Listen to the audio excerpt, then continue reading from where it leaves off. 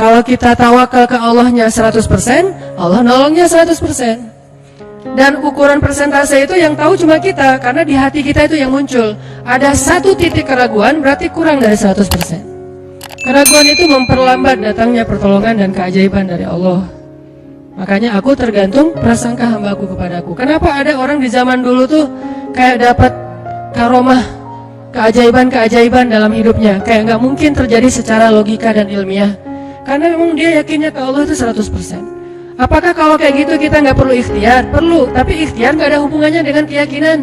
Ikhtiar itu hubungannya dengan kewajiban. Allah yang suruh ikhtiar, tapi yakin berhasil apa enggak, itu urusan yang kedua, urusan hati antara kita dengan Allah Subhanahu Wa Taala.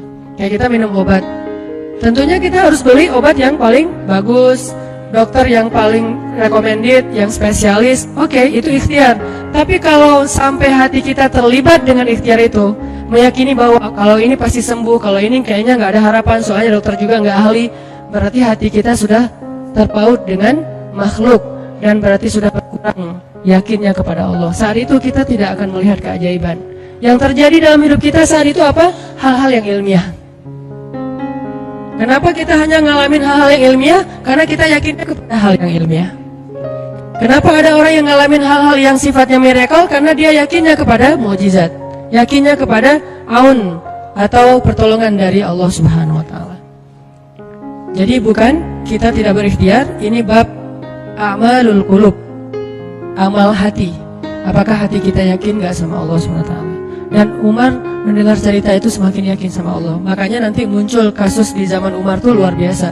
Ini presiden kalau imannya 100% ke Allah, ada masalah di negaranya tuh, dia tinggal bilang ya Allah beres tuh masalah. Jadi di Mesir waktu itu ada musim paceklik, sampai sungai Nil tuh hampir habis tuh. Sehingga air sungai Nil nggak mengalir lagi ke ladang-ladang jagung, gandumnya orang-orang Mesir. Dan orang Mesir yang dulunya menyembah anak sapi betina, mulai syirik lagi nih. Mulai berpikir, kalau kayak gini mah sama aja. Setelah Islam datang kita tetap aja susah, paceklik. Mending kita doa lagi ke nenek moyang kita, dewa-dewa yang dulu.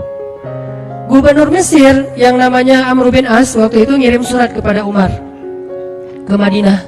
Ya Amirul Mukminin, Mesir sedang diuji oleh Allah dengan kekeringan dan masyarakatnya hampir syirik. Kami mohon bantuan dari pusat, dari Madinah untuk membantu bagaimana mengatasi kekeringan di Mesir. Begitu surat itu sampai ke Umar bin Khattab, Umar menulis balik surat dalam bentuk doa. Bismillahirrahmanirrahim.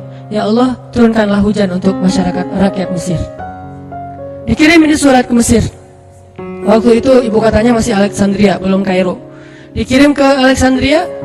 Malam itu diambil sama Amr bin As. Pas dibaca oleh Amr bin As, Bismillahirrahmanirrahim. Ya Allah, berikan rakyat Mesir hujan yang mencukupi untuk mereka. Saat itu juga hujan turun. Sampai sungai Nil meluap dan menggenangi ladang-ladang jagung dan gandumnya orang-orang Mesir. Dan mereka bertakbir semuanya. Cuman ngirim surat doang dari Amirul Mukminin. Kan enak ya? Coba kalau kita hidup di zaman Umar, ya Amirul Mukminin, saya belum dapat jodoh. Ya Allah, beri dia jodoh. Beres. Cepat banget loh. Ya Amirul Mukminin, dia nolak saya, ya Allah terimalah. Terima. Yang kemarin nolak, hari ini kenapa ya saya jadi serak sama dia gara-gara doa Amirul Mukminin. Ini artinya teman-teman, keajaiban dari yakin kepada Allah itu luar biasa dari kisah bapak tadi itu. Kalau kita berbaik sangka kepada Allah. Kenapa nggak ikhtiar? Mungkin sudah ikhtiar, bikin pengairan segala macam tapi belum berhasil. Yang kurang cuma satu, doa. Doa mungkin udah banyak tapi belum diijabah karena doa-doa mereka tidak seajaib doanya Umar bin Khattab. Belum lagi Umar berdiri di atas mimbar. Ini mungkin terkenal nih, kejadian dalam perang Qadisiyah kalau nggak salah. Umar lagi khutbah Jumat di Madinah. Kaum muslimin lagi berperang di Irak melawan pasukan Persia, perang Qadisiyah namanya. Irak Madinah tuh kan kalau naik pesawat sekitar 2,5 jam, 3 jam, jauh tuh. Jakarta Medan lah, jauh. Nah, Umar lagi khutbah di atas mimbar, sholat Jumat, tiba-tiba tema khutbahnya tuh ganti gitu. Lagi ngomong, tiba-tiba beralih tema. Wahai kaum muslimin, naiklah ke atas bukit itu, baliklah kalian mundur-mundur gitu. Jadi Umar tiba-tiba kayak ngomongin sesuatu yang gak nyambung. Orang-orang heran, ini Umar kenapa? Oh ya udah biarin, namanya juga Umar gitu kan. Dia punya Mungkin dia ngeliat setan atau apa, setan kan takut sama Umar. Diam. Udah selesai sholat Jumat, pada datang, ya Amirul Mukminin, tadi apa yang terjadi? Kenapa Amirul Mukminin ngomong sesuatu yang gak nyambung? Kita juga gak ngerti. Kata Amirul Mukminin, saya ngelihat Allah menampakkan kepada saya pasukan Islam di Qadisiyah yang terdesak, hampir habis dibantai sama musuh. Tapi saya ditunjukkan ke sebuah bukit yang mungkin mudah-mudahan itu jadi benteng untuk mereka berlindung. Saya suruh mereka naik. Orang kan gak langsung percaya kan? Bener gitu terjadi kayak gitu. Kalau Rasul ngomong, mungkin aku naik ke langit, Isra Mi'raj, oke lah, itu aja masih ada yang mendustakan. Ini Umar yang ngomong, bukan Nabi yang dapat wahyu. Orang gak langsung percaya. Selang beberapa minggu kemudian, pasukan Qadisiyah pulang. Jadi utusan mereka pulang bawa berita tentang kemenangan perang dalam perang Qadisiyah. Dia cerita, suatu hari di hari Jumat, kami sedang berperang. Kami terdesak, hampir habis dibantai sama musuh. Udah gak ada jalan untuk berlindung. Tiba-tiba kami mendengar suara Umar. Amirul Mukminin berteriak, wahai kaum muslimin, naiklah ke atas bukit ini supaya kalian terlindungi. Akhirnya kami mundur naik ke atas bukit dan selamat waktu itu. Berarti benar-benar terjadi. Kok bisa? Ya, qadarullah. Ini keajaiban iman mereka. Apakah kita bisa mendapatkan pengalaman-pengalaman kayak gini? Bisa, kalau keimanan kita dengan level yang sama. Kalau nggak selevel yang sama pun, minimal kita nusaddid. Kalau kita tidak bisa sama persis, minimal kita berusaha untuk nuqarib, berusaha untuk pengalaman kita nanti walaupun nggak sama persis, mirip-mirip dengan pengalaman mereka. Lagi-lagi bukan berarti tidak berikhtiar. Ini keajaiban-keajaiban yang terjadi. Dan saya juga baru ngalamin kemarin pas saya di seminggu, nggak kurang dari seminggu yang lalu, saya baru pulang dari laut di Batu Karas. Di sini ada teman saya, Agi. Mana Agi? Nah, ini Agi ya. Ini by the way model model iklan. Ada deh pokoknya iklan jodoh maksudnya. Agi ini anak Batu Karas. Agi boleh diceritain?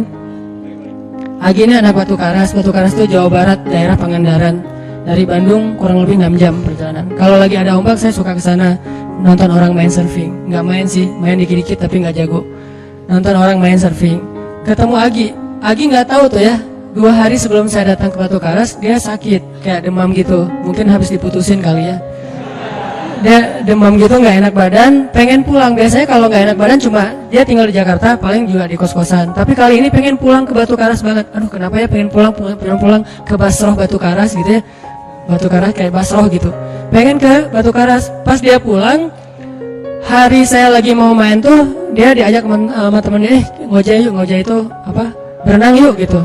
Yuk berenang yuk, berenang. Dia ikut, padahal lagi nggak enak badan, tapi pengen berenang. Pas lagi di pantai, saya datang ketemu loh, kayak kenal nih, hitam-hitam ektis gitu. Ternyata ketemu saya, Ustadz Hanan ya, ya wah kenalan. Ustadz saya tuh ketemu Ustadz kemarin di Maruya pas kajian minggu bulan yang lalu. Cuman karena jamaahnya banyak, saya nggak bisa ketemu Ustadz, nggak bisa salaman. Saya waktu itu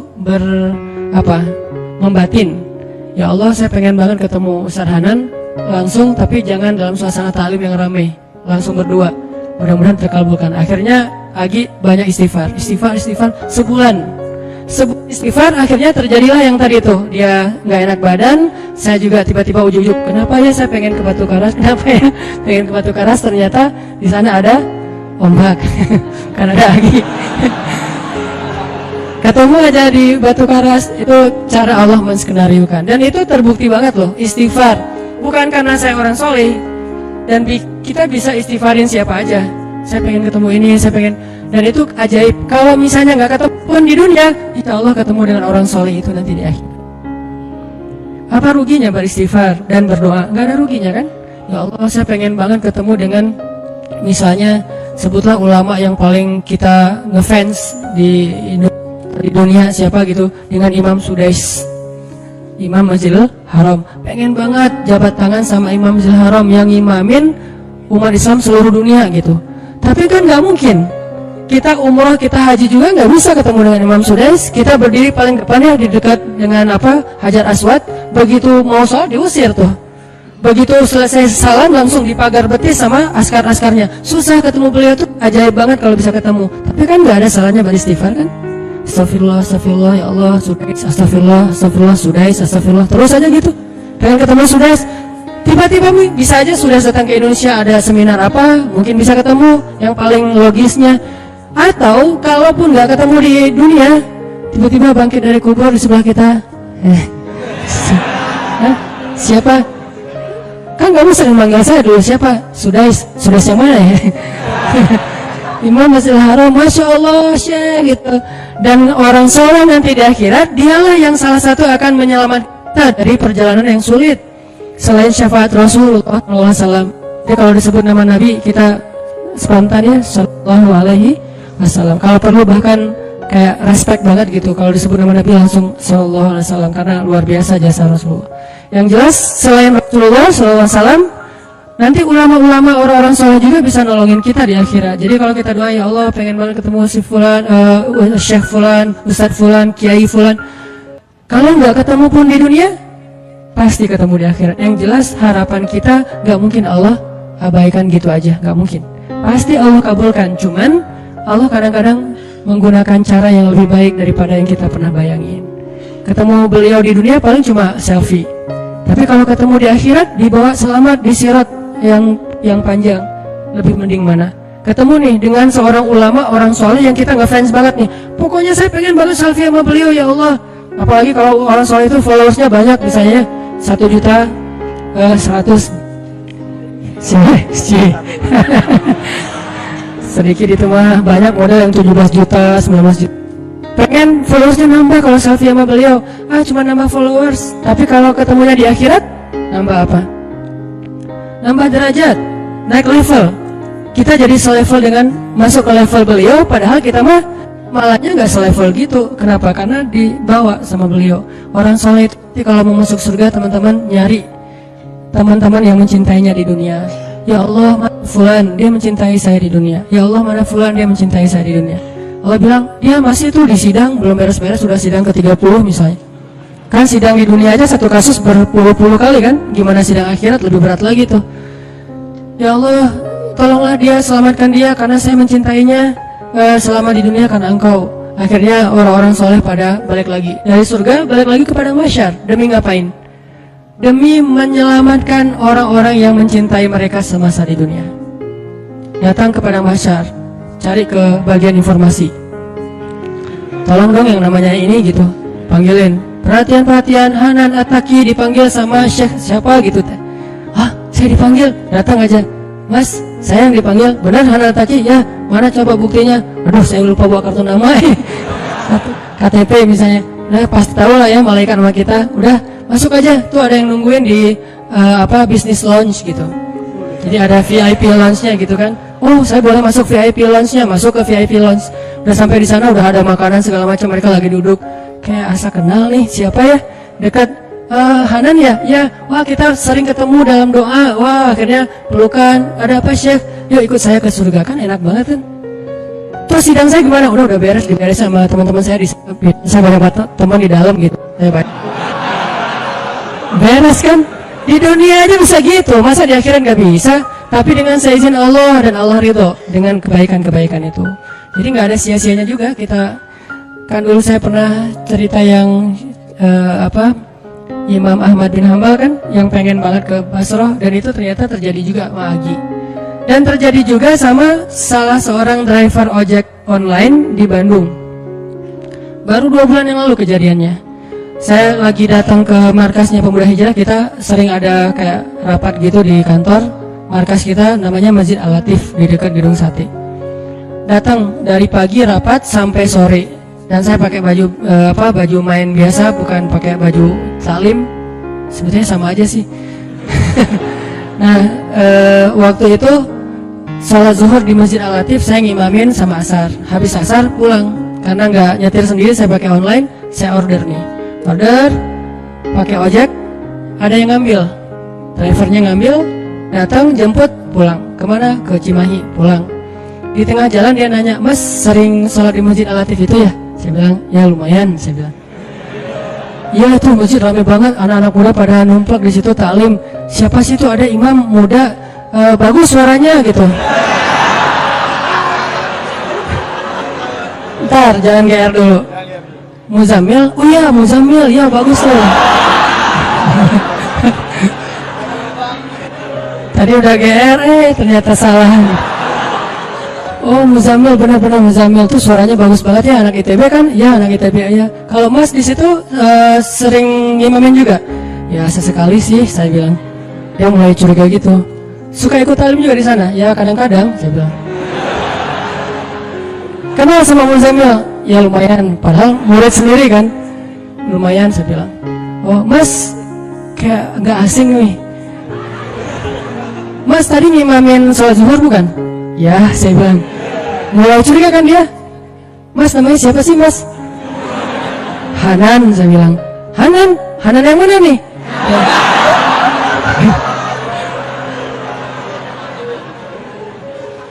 Saya bilang Hanan Taki. Wah, langsung oleng deh.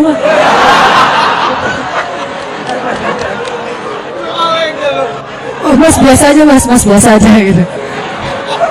Ini benar Ustaz Hanan Taki, benar. Masya Allah, ya Allah, udah gitu kayak terharu gitu, heboh semua orang pada ngeliat lampu merah lah gitu ya, pada ngeliat semuanya.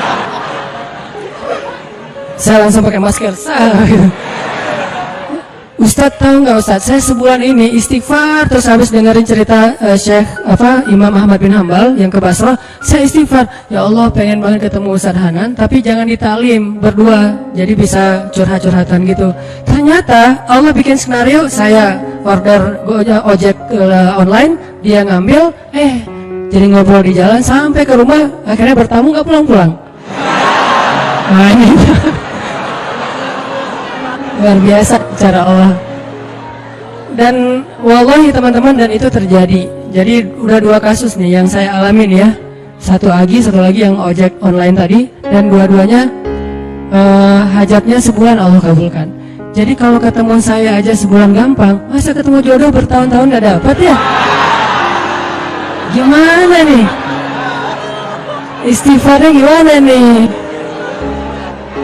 Ini terutama buat cewek-cewek nih. Kalau cewek-cewek kan gak bisa nyari, masa cewek kayak kepo gitu kan gak mungkin. Pura-pura follow, nge-like, kok dia nge-like terus yang first like lah gitu. Gak mungkin kan? Cewek kan agak-agak jaim. Ya udah istighfar aja deh. Banyak-banyak istighfar. Tiba-tiba ada yang kesandung jatuh di depan cewek, HP-nya jatuh.